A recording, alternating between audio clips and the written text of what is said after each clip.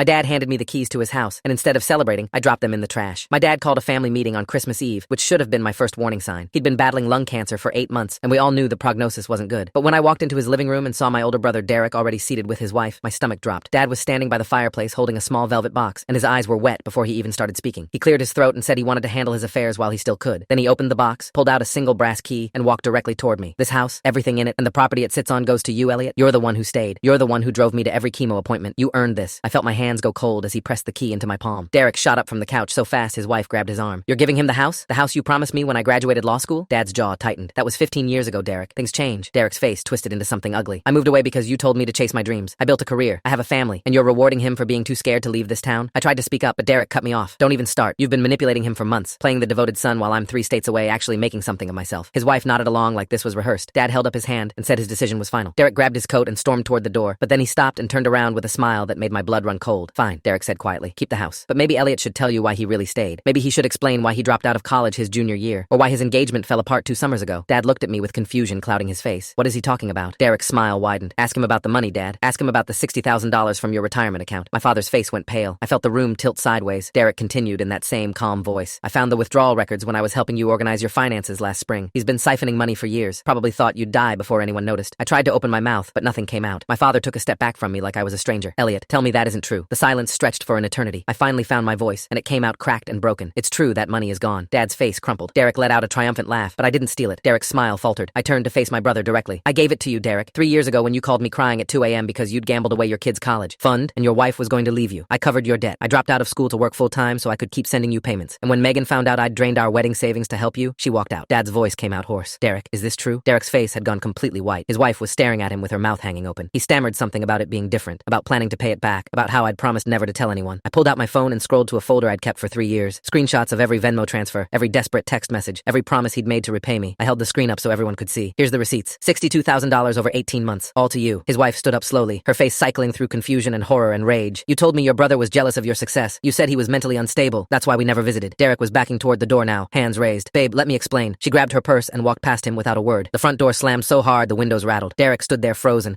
watching his marriage walk out into the snow. Dad sank into his chair and buried his face in his hands. I looked down at the key, still clutched in my fist. I walked over to the trash can by the kitchen doorway and dropped it in. Dad looked up with tears streaming down his cheeks. I shook my head slowly. I don't want anything from a family that never believed in me.